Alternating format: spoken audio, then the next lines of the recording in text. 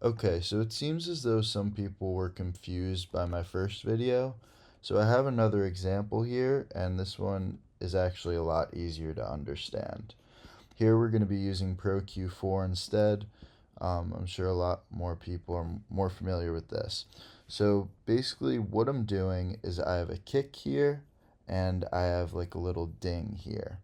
What I'm trying to do is I want to get it so that you can hear the ding better when the kick plays at the same time. So I'm just trying to carve out space in that kick so that you hear the ding better. So when the ding plays, I took this Pro Q4, this one right here, I sidechained it to the ding and cut out these frequencies so that all these frequencies are cut out when the ding plays.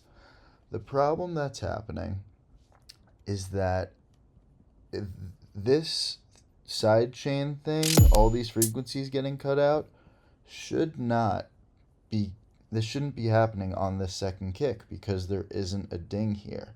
But it is triggering on that second kick. And it's not triggering from this track, so for some reason, it's like there's no audio triggering it on this track, so the audio that's triggering this side chain is coming from the kick itself. The kick is triggering itself when the only thing that should be triggering it is this audio here. And on top of that, it doesn't really have an effect, like, because if you look, it'll do it. It's way less than the original one. Like, this is a bunch of frequencies. On the second one, it's only like a couple. It's like one little thing there. But the problem is that it's creating like a ring, and it almost seems as though it's taking like the first couple of milliseconds of this sample, and let me solo these, and it's playing the first couple milliseconds of this sample and playing it at the beginning of this kick.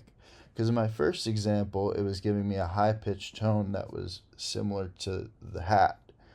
And in that example, the hat was this ding. And now it's not really that high pitched tone, it's literally giving me a ring at the beginning of this kick. So let me show you. I'm going to turn it on and off so we can A/B it.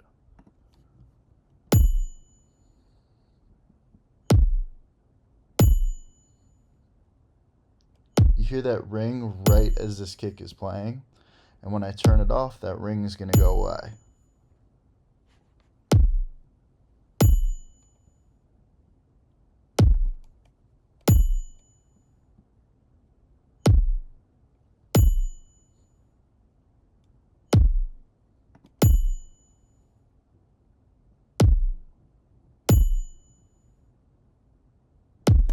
So when I turn it off, that ring goes away.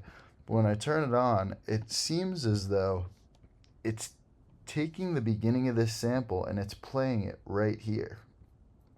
It's very strange. And like I said, it's not plugin specific. This has happened with a couple of different plugins, but the common theme is this sidechain feature. And I don't know what the problem is. And it's like another thing that's interesting is if I just do this, like if for the whole loop that's played, if this ring never plays, then look, this is still on, but it doesn't trigger at all. For some reason, I'm going to loop it, and now it's going to trigger, like it should not be triggering there, but it's triggering, and it's giving me that ring.